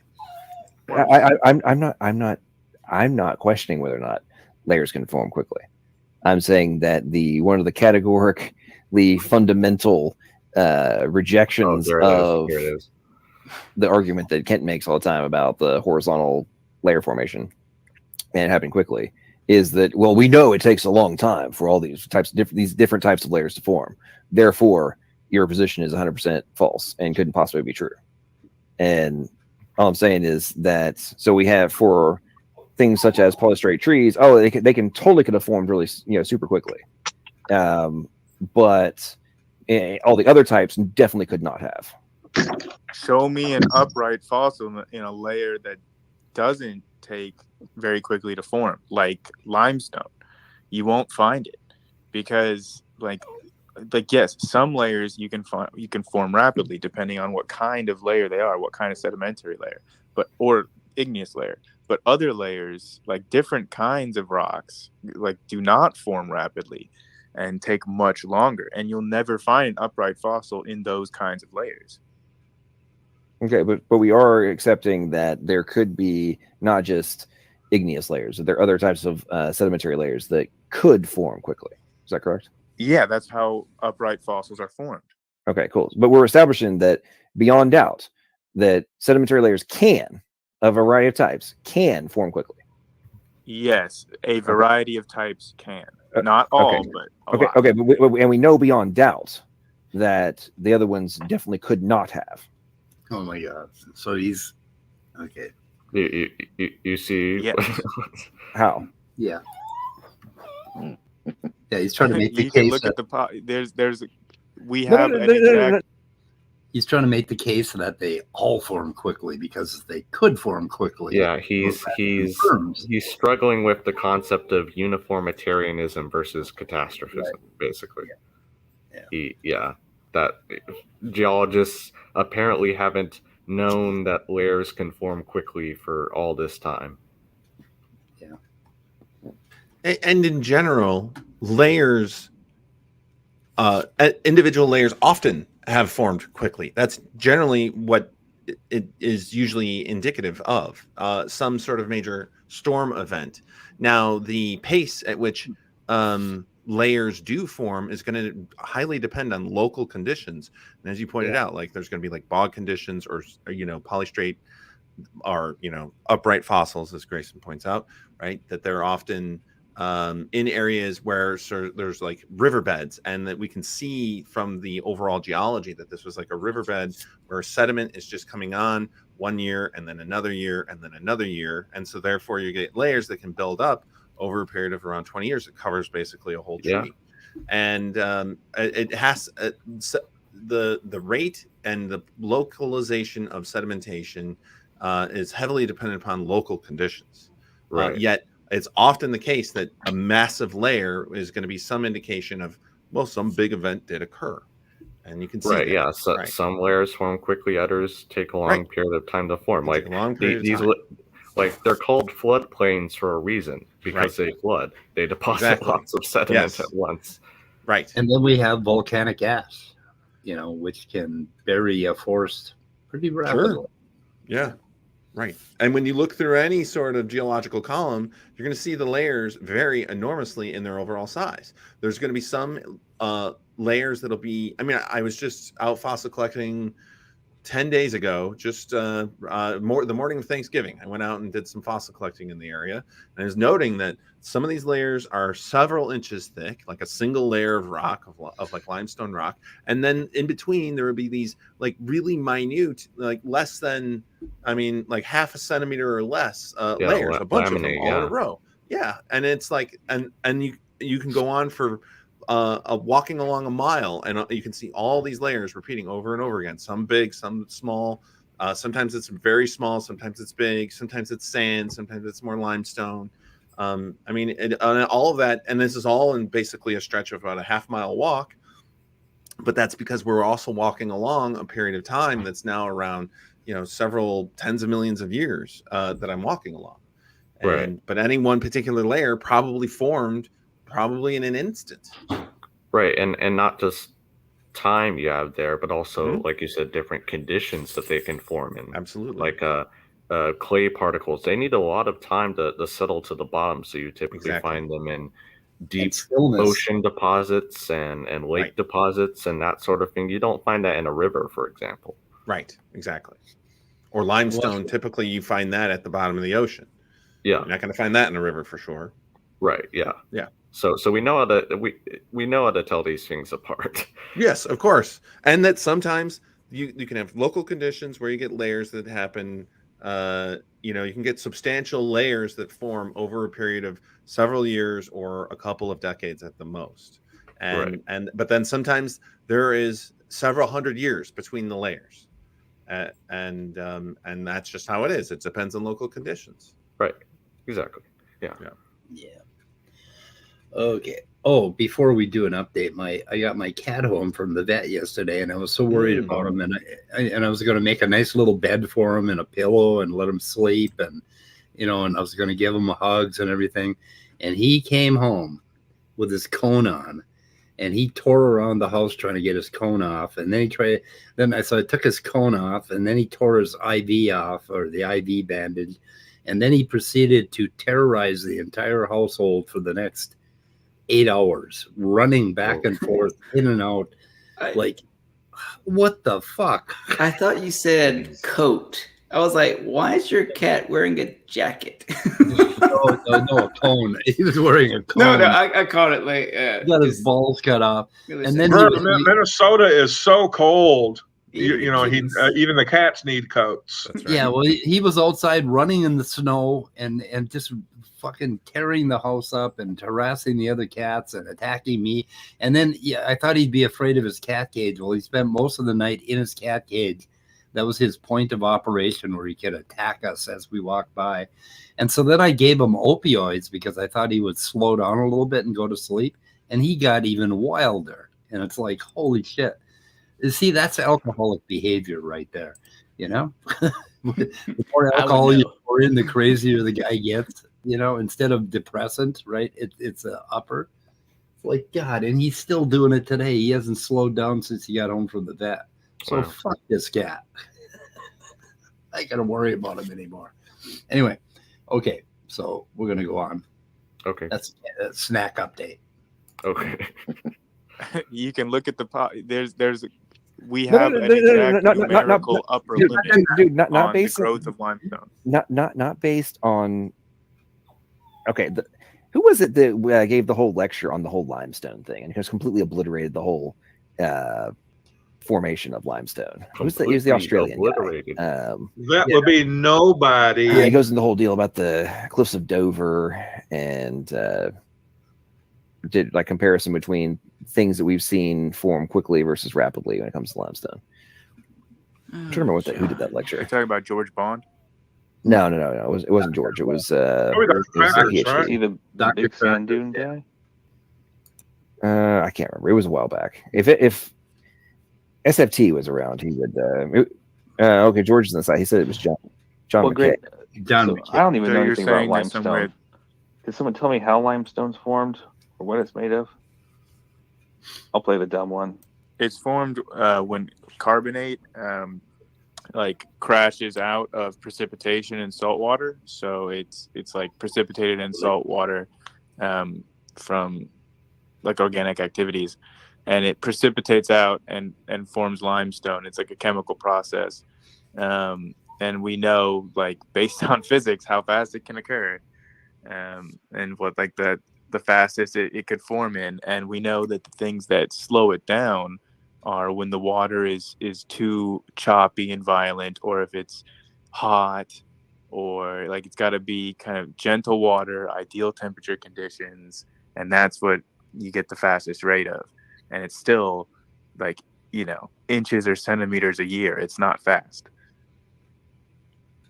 LPP, what is the creationist view on how limestone's formed? Or that's what I was referring to.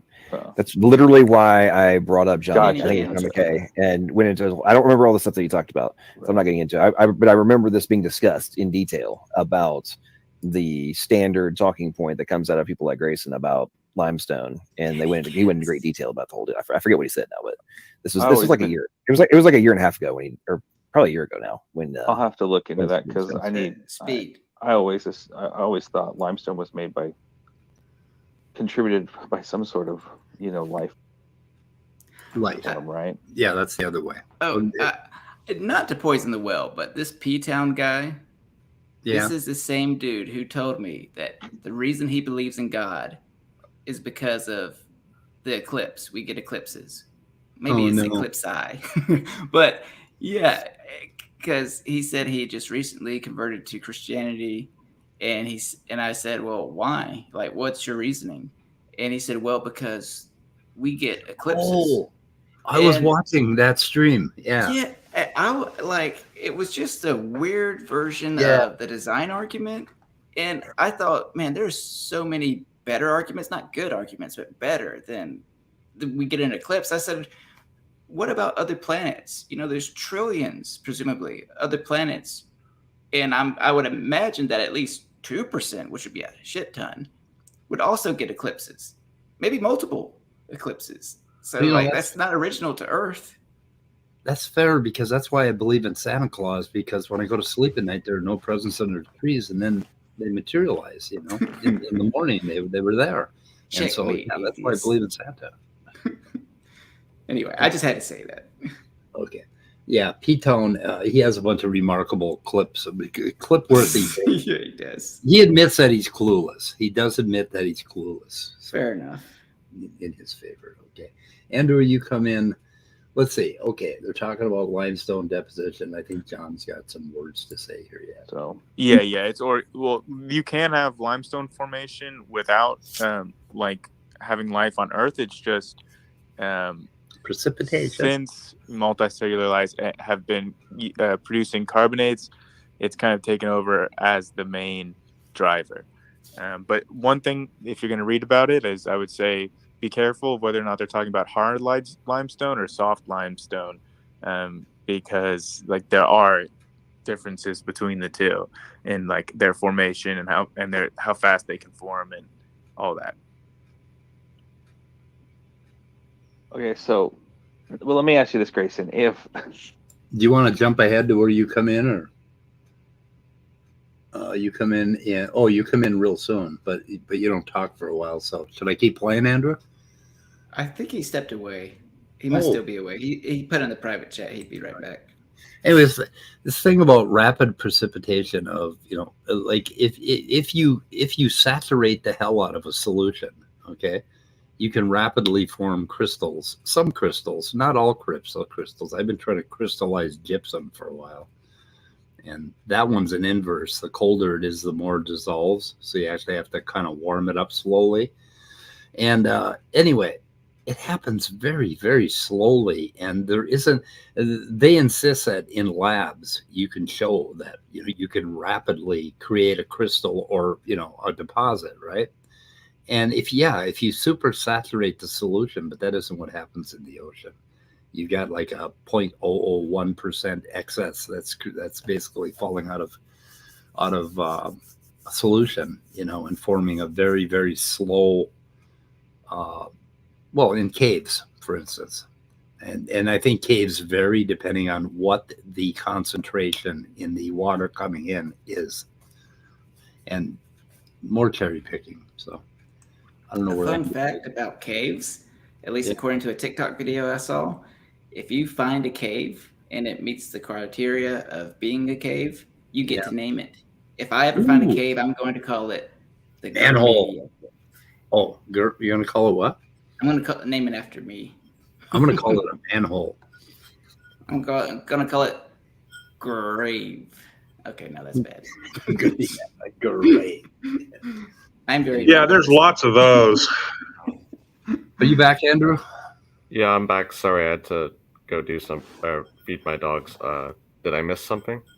No, you Not come yet. in about 30 seconds, I think, but you don't say Okay. anything for a little while. So, Cool. did you have any particular part? To be honest, the part we already played was what I want to go over for the most part. But if you had some specific bookmarks, No. Well, I've got a lot of bookmarks on this, but that yeah, that was pretty much what I want to talk about today. I speculate that every time LPP sees Andrew in the backstage before he lets him on, I bet you he gets a little excited, like, ooh. Oh yeah, he gets just a little And excited. then in the he pants. has to get, I think he puts his guard up. He's like, oh, this guy knows what he's talking about. I only act like I know what I'm talking about. So, Well, I think he probably does seem sits to up be in his triggered chair. by me a bit more nowadays, doesn't he? Yes, I would Like say if so. I say something, he'll just say, "Well, in the past, Andrew, we've talked about yada yada yada." So Yeah, and Anyways. he does recognize the history you two have had with y'all's Yeah. interactions. I've got one little bookmark here I'd like to play. It's about the Sure. obvious. The obvious. Okay. The obvious. Maddox is always going on about the obvious. Atheists can't see what's obviously in front of them, that sort of thing. Anyway. Where did the thing go? Are you suggesting that? I said arguments are important because there are always people such as yourself. I was responding to this guy who was talking about why they were important. I said arguments are important because there are always people such as yourself who refuse to accept the obvious. For me, they're less about convincing you. Instead, they're about showcasing to everyone else how blind you are and how obvious it is in relation to like the existence of God, right? Well, that just like triggered a whole boatload of atheists, and they've been like, ironically, they have literally been epitomizing the points that I've made, which cracks me up. I never ceases to amaze how like I'll be like, atheists do X, and this is why I don't take them serious, or this is why I joke about atheist fantasy and projection complex and atheist hyperliteralist disorder and atheist little man syndrome and this kind of stuff, right? And then they go and do exactly what I've joked about. substantiate the stereotypes that I joke about. And what's even more funny is they forget, like very often I'll issue like a caveat. I did this in this most recent little debacle. I like issue a caveat of like, I'm talking specifically about like the online atheist trolls, right? And that's awesome. Then online atheist trolls do X, and then they go and do it, and then claim that they're not an online atheist troll. He's so predictable. Like, okay, man. Anyway, he's always talking about it's so obvious that God was required because DNA and information, and he goes on and on about information and communication theory and all kinds of bullshit. So that's Maddox in a nutshell. It's about the only argument he's ever come up with is it's complicated and there's information and DNA is a code. Therefore, well, if you want to be really technical about it, he didn't come up with it anyway. No. I mean, that's obviously a long-standing argument, but if you wanted to say the more modern version of it is from William Dembski, his ideas of specified information, which is ultimately still an argument from incredulity. Yep. When he came into the community too, he's a expert at biology and molecular biology. And when he came into the community, he thought ribose was a protein, and I think he thought that lipid self-replicated or something, and some other bullshit. And Erica Gussie Gibbons has debated him, and it's. She's so good. Oh yeah. I do have a sidebar question, Dr. Thompson. What type of what did you get your doctorate in, if you don't mind me asking? Sure. So I did my PhD at the University of Washington in neurobiology and behavior. Nice. So yes. And my PhD was focused on looking at the mechanisms that regulate seasonal plasticity in the brains of wild songbirds, and focusing on how steroid hormones shape that plasticity. So, yep. That was a way better answer than I was expecting. Oh, is that right? Okay. I don't know what I was I never know how to expecting. gauge how impressed someone might be by that. They'd be like, "What you looking at songbirds for, boy?" Well, obviously there are many things we can learn about our species by looking at other species. Absolutely, 100%. And in fact, like some of the work that has been done in the song control system which is the brain circuits that regulate singing behavior in songbirds.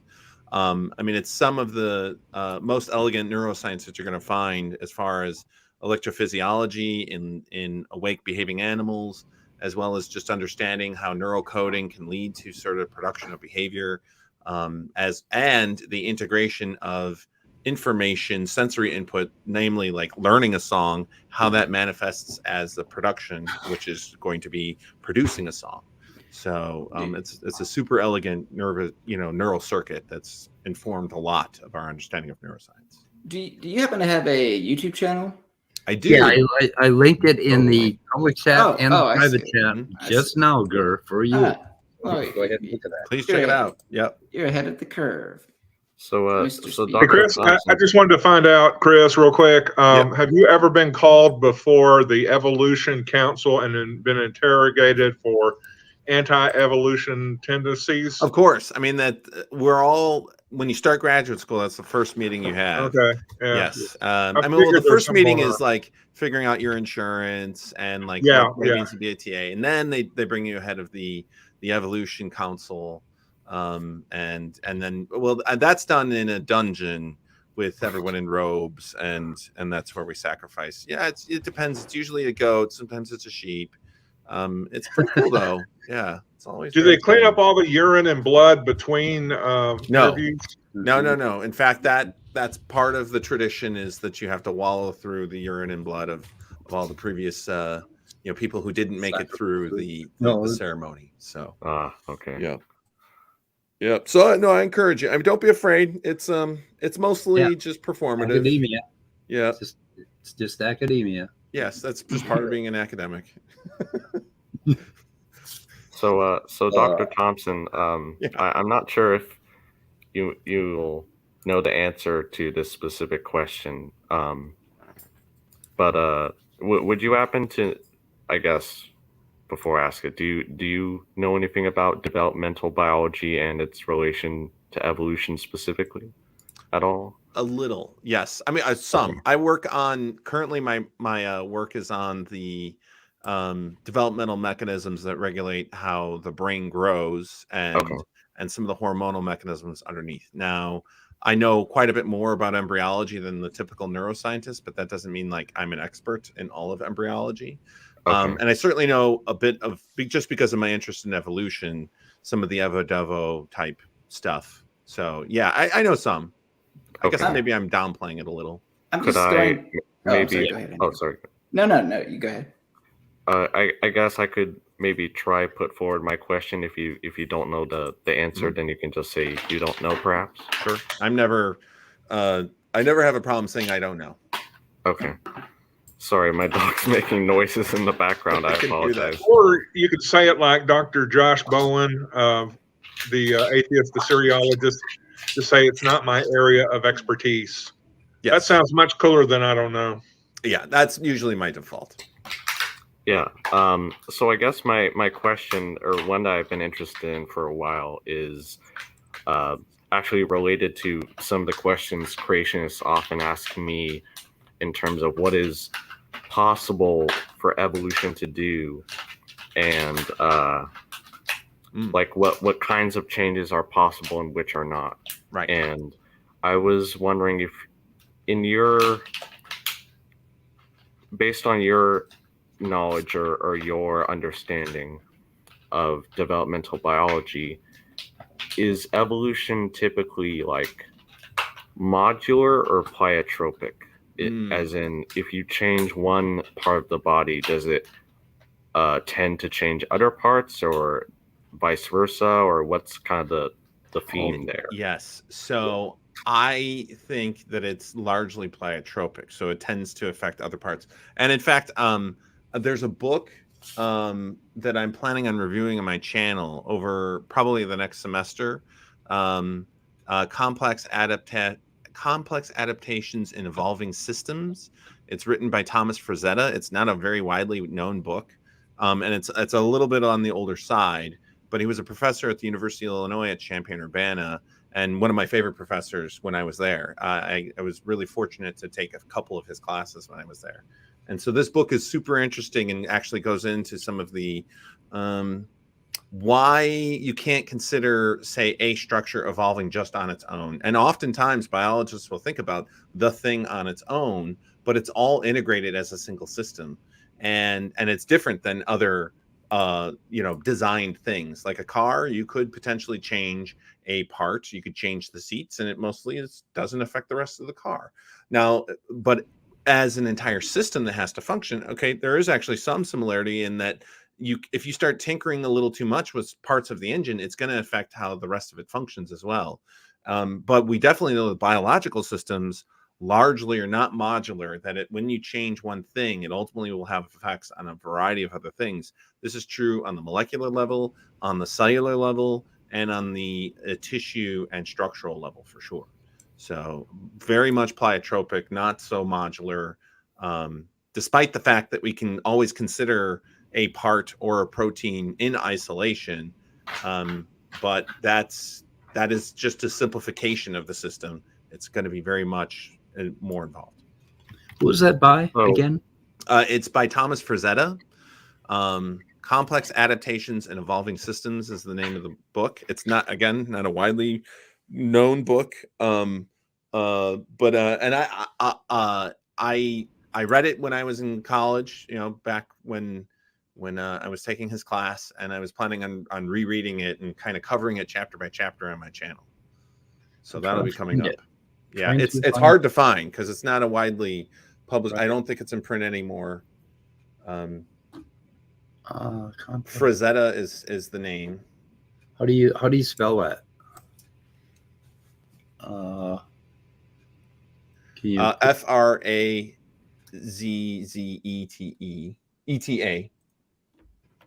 Frazzetta. Okay. Dr. Thompson, Yes. I'm so sorry if I keep derailing stuff with these questions that are not relevant to what we're talking about. But given your background, would you say that free will, or at least libertarian free will, does not exist? Or is that too loaded of a... That's a complex question to answer. I understand. Yes. I would say the illusion of free will exists. Yeah. Okay. Agreed. But that it's largely mechanistic, and very open, and very difficult to predict. Therefore, it looks like free will. But that it's ultimately dependent upon molecular or mechanistic and naturalistic functions and mechanisms, and if we could define exactly how those systems are working in some sort of mathematical way, then you could predict what choices one would make. But it's so complex that we can't do that. Therefore, it looks like we have free will, but it really isn't. That's what I would say. Especially, well, this book is hard to find. It's Complex Adaptations in Evolving Populations. I'll put a link to the Amazon. I got it right here. Okay. It's got a great cover, and I'll put it in the YouTube chat, and then I'll also put it in the. Okay. Yeah. So Dr. Thompson. Yes. If I may ask a quick follow up, so if biology in general is pretty pleiotropic, does that make complex adaptations more or less easier to evolve? Oh, so I don't think that that's necessarily means that it's a limitation on adaptations. It just means that change is not going to be limited to a single protein or a single part of the brain or a single part of the animal, that it's an interaction of a relatively complex system that's going to ultimately lead to change in other parts. That's just all. But that you could have a single protein change its amino acid structure, and that can ultimately result in substantial change in the final organism because a single protein change. And that's because that single protein could influence how the rest of the proteins that it works with interact, and whether it's expressed or not. There's actually a really cool paper that came out recently looking at hackers, HAQER.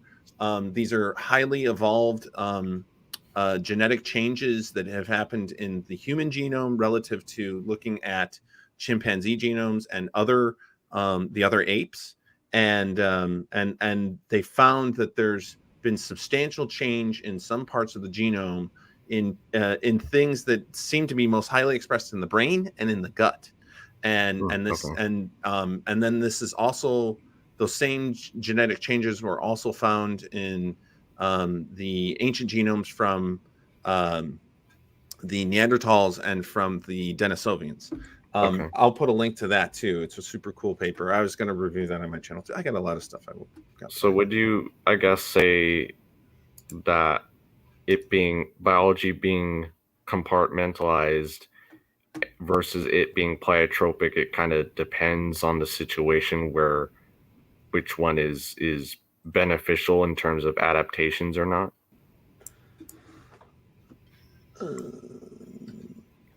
Sorry, say that again.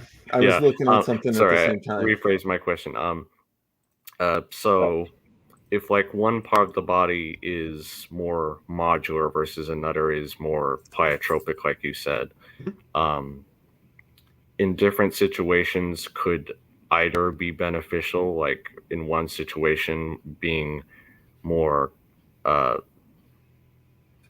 body part being more isolated from the others could be beneficial for the organism in terms of that adaptation, but for something like if you need a larger scale change, then pleiotropy may be beneficial. I don't know if I'm making myself clear here, but I think because I'm saying like it's not all pleiotropic or it's not all modular, that you're probably going to find something in between. And so you're basically asking, if something is more modular, does that mean it's going to be, say, more prone to evolution? I don't know if I've thought about that too much.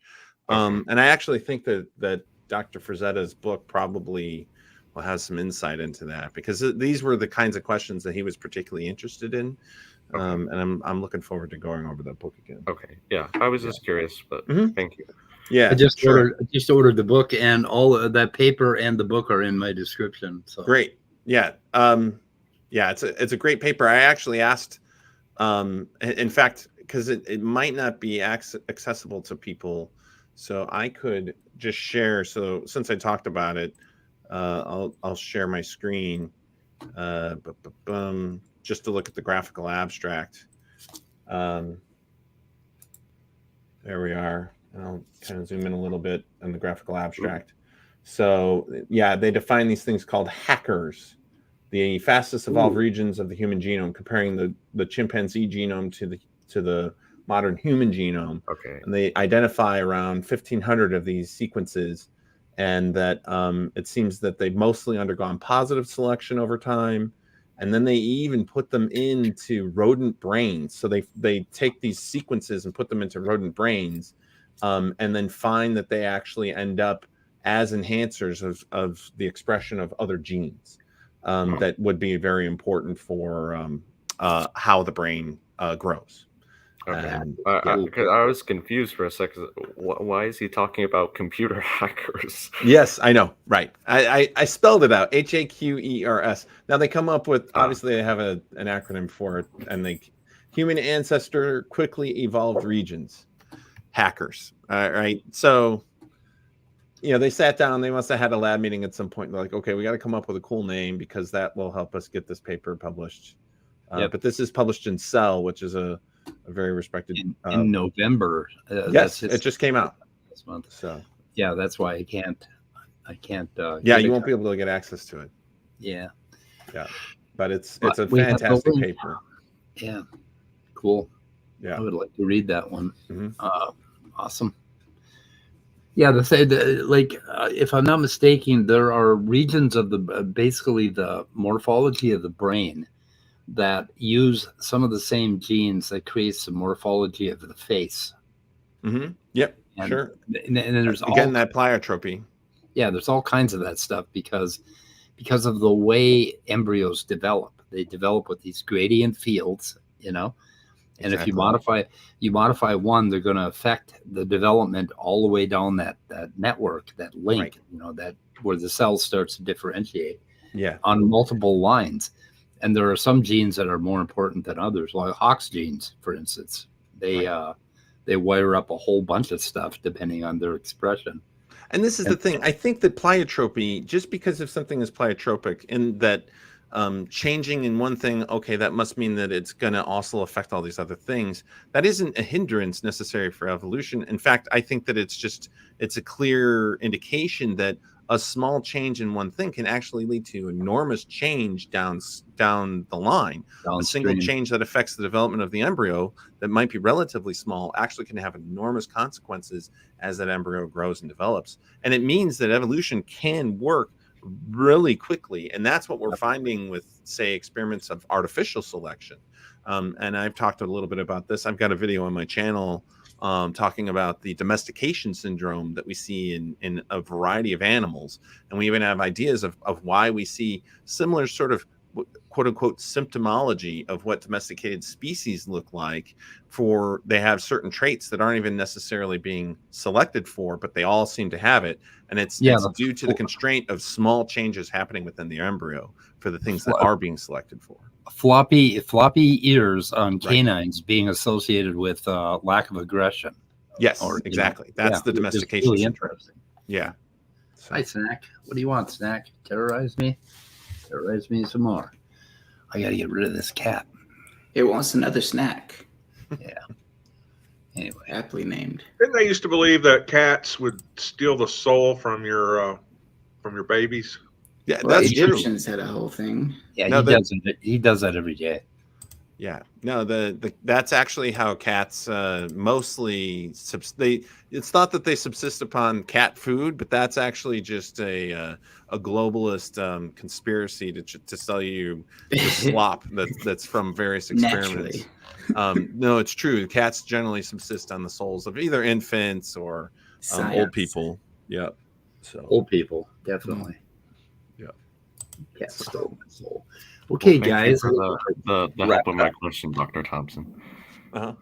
So how you doing on that book, Andrew? Oh, the developmental one. Yeah. Yeah, I'm working through it. What's the name of that again? Okay, I've got it right here. Developmental biology for a short introduction. It's one of the short introductions, Chris, and it's a wonderful book. Oh, cool. Yeah. What is it? What's the title? I have it somewhere real close, but I don't know where the hell. Do you have the title handy, Andrew? Yeah, hold on. You know what's wonderful about it? You can hold it in one hand in the bathtub and read it, and it's only about 120 pages long or something like that. I don't know if you're familiar with the short introduction series. I think it's who the hell does it? Yeah, it's called Developmental Biology: A Very Short Introduction. Yeah, it's really a good book. Yeah, I have to check that out. Stuff. And they got it on other subjects too.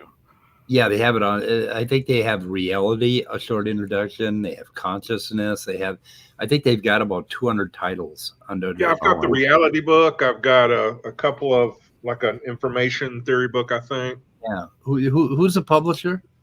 Oxford. Oxford. Right. Yeah. Okay. It's called the Short Introduction Series, and if you want to step outside of your field and get a really quick read on something to understand something, they have one on ethics and just tons of others. So pretty cool. That's cool. Anyway, guys, I have one called Nothing, a very short introduction. Oh yeah, awesome. Yeah. Yeah, I want to buy them all. I think I have about 10 or 15 of them in a row in my library. They're just wonderful. Yeah, you can generate enough interest in a topic just for for that amount of pages that they dedicate to it. Yeah. It's a good way to seek general knowledge. So when you go over that book, Chris, I would love to be involved, or at least make sure I know when you're doing a stream on it, because I was planning on doing that sort of probably in January. Yeah, I just ordered it. So great. Awesome. Pick it up. It's only $18 paperback. So. Yeah, I saw. Yeah, I saw that. Yeah. Okay, cool. Okay, guys, wrap her up. Yep. Sounds good. All right, guys. Yeah, and Speed, thank you for letting me on here. I appreciate it. And it's Dr. Thompson, it's been a pleasure. Meeting you good meeting you. Talking. Yeah, so, Jared, do you have any streams coming up? Are you going to be doing anything? Probably not. I would guess probably not. Not today. Mrs. Mania is pulling the chain there a little bit, or sometimes, but no. She will probably be home in a couple of hours, maybe 2 hours. So I could, but I don't know. I kind of feel kind of blah. Like I think the coffee is wearing off.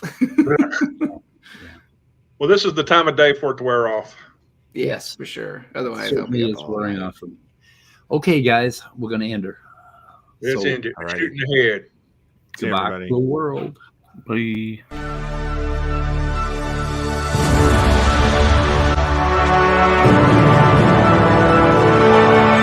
Answers in atheism.